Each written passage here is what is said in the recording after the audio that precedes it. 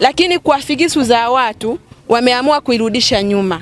Walala hoi ambao hawana uwezo wa kusomesha kwenye shule za gharama. Kweli mtoto alirudi kutoka hosteli analia. Tetesi pia kwamba kuna walimu wengine wanategemea kuondolewa. Kwanza wazazi hatutambui. Amka nasi.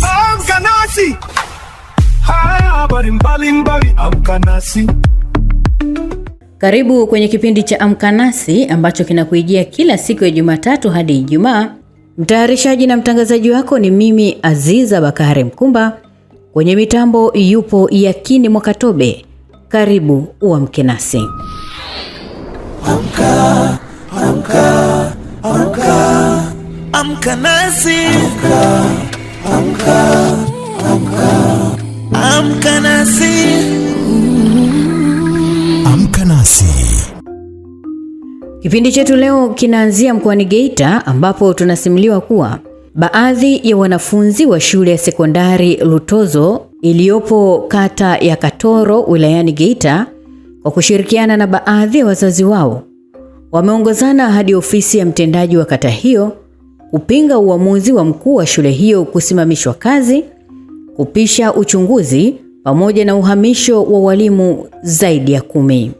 Huyu hapa Mrisho Sadik anatusimulia zaidi. Kabla ya kufika ofisi ya mtendaji wa kata, wazazi na baadhi ya wanafunzi hao walikwenda nyumbani kwa diwani wa kata hiyo kufikisha malalamiko yao ya kupinga kusimamishwa kazi kwa mkuu wa shule, kuhamishwa walimu zaidi ya 10 na kuvunjwa kwa makundi ya wanafunzi kujisomea majumbani. Shule ya Lutozo sekondari ilikuwa ni kimbilio la wanyonge. Ilikuwa ni shule ambayo inategemewa hapa Katoro, lakini kwa figisu za watu wameamua kuirudisha nyuma. Tunaiomba serikali, tunamwomba Mama Samia asimame na shule hiyo ya Lutozo. Hayo makundi yanayoendelea, naomba wakae wajichunguze wanachokifanya. Mungu atawalipa. Wasimame kwa ajili ya watoto wetu. Figisu zilianza ni muda. Mara mwalimu anataka hamishwe, mara mwalimu inakuaje, baadaye vitu vinaisha. Lakini temu hii wameamua waje na kubwa kuliko. Kiukweli kama wazazi wametuumiza sana. Tunaiomba tu serikali isimame na shule ya sekondari Lutozo. Mimi mwenyewe nina mwanafunzi alifika nyumbani analia. Anasema mwalimu mkuu alikuwa analia. Kuna walimu wanalia.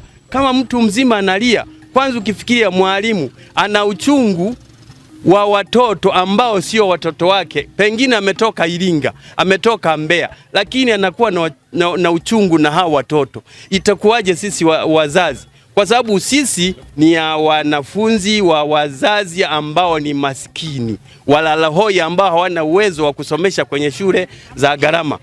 Wito wangu, ninaomba wapitie upya, waangalie mazao yaliyozalishwa na Lutozo sekondari, kama yataonekana hayafai ndio uchukuliwe uamuzi. Kiukweli kuhusiana na taharuki iliyotokea hapa shuleni kwetu hapo Lutozo sekondari inasikitisha. Kwanza nimepokea kwa masikitiko kwa sababu mimi nina mtoto yupo pale hosteli. Kweli mtoto alirudi kutoka hosteli analia, anasema mama, walimu wamezuiliwa, hatufundishwi, imekuwa ni changamoto. Kiukweli jambo hili sisi hatujalipokea, lakini yale mambo yaliyotokea pale sisi hatuyakubali kwa sababu kwanza wazazi hatutambui na tuna imani na walimu kwa sababu walimu jambo wanalolifanya pale shuleni wanafaulisha sana watoto wetu. Kwa sababu mtu unapomkabidhi mtoto na unaona mtoto ana mwenendo mzuri darasani, tayari tunawaamini wale walimu kwamba wanafanya vizuri na shule ile imekuwa ikifanya vizuri.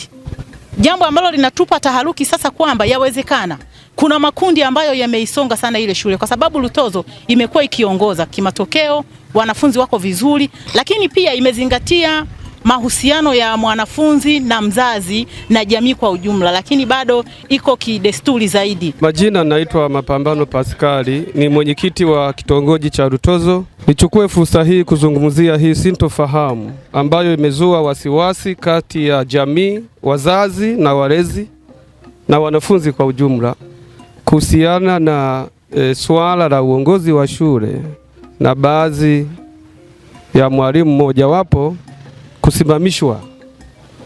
Ikumbukwe kwamba shule hiyo kutokana na uongozi uliopo pamoja na wazazi kwa maana ya ushirikiano imekuwa ikifanya vizuri.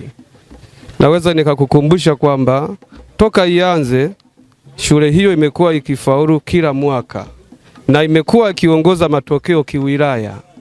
Kwa mantiki hiyo, jamii yote, wazazi, walezi, wananchi, wanafunzi umetokea kuipenda shule hiyo na kuiamini kwa maana ya kufundisha vizuri na kufaulisha vizuri.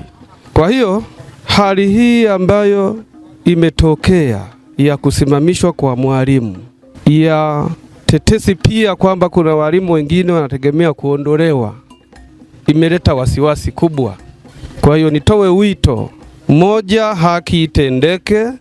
Kama kuna uchunguzi ambao umefanyika kufikia hatua hiyo, uwe wa wazi. Madai ya mgogoro huo ambayo hajathibitishwa na mamlaka za serikali ni kwamba baadhi ya walimu ambao hawakupata nafasi ya kusimamia makundi ya kujisomea majumbani yanayofadhiliwa na wazazi wamechochea kuwa makundi hayo ni hatari kwa usalama wa watoto wa kike, hatua iliyochangia mamlaka za elimu mkoani Geita kuingilia kati na kuchukua hatua kwa walimu wote waliokuwa wakihusika na makundi hayo, akiwemo mkuu wa shule. Diwani wa kata ya Katoro Zubeda Musa amewataka wazazi na wanafunzi hao kuwa watulivu wakati wakiendelea kufuatilia kwa kina swala hilo. Kweli muda wenu ni mchache na maongezea kuyosema yana maana sana, lazima tuyafuatilie, lazima tuyafuatilie kwa nguvu zote. Niwaombe wanangu wengine, nimesikia asubuhi mlikuwa mle sokoni mnanitafuta, msifanye hivyo. Kama mkiona changamoto zinaendelea pale, mnatewana baadhi, mnakuja hapa kwa mtendaji, mtenda nipigia simu, tutajipatia swala lenu kwa muda mwafaka. Tuko na nyinyi, na sisi tunataka muendelee kufaulu kama mlivyokuwa faulu nyuma. Kuona hivi mmefika hapa, mna uchungu na elimu na mnajua nini mnachokifanya. Kwa hiyo sisi tunashukuru sana, tutaendelea kuwasaidia ila mrudi shuleni mkatulie mkaendelee kusoma. Maamuzi hayo yanadaiwa kufanywa na afisa elimu mkoa wa Geita. Jitihada za kumpata ili kutoa ufafanuzi swala hili zimefanyika bila mafanikio. Tunaendelea kumtafuta. Kutoka Geita, mimi ni Mrisho Sadik. Amkapo asubuhi, siku nyingine yapendeza. Nenda East and West, Magic ni best. Radio hii Magic FM. Nasikiliza mchana, mahali pekee pa maisha yangu. Jioni usiku, sikosi hata siku kusikiliza Magic FM.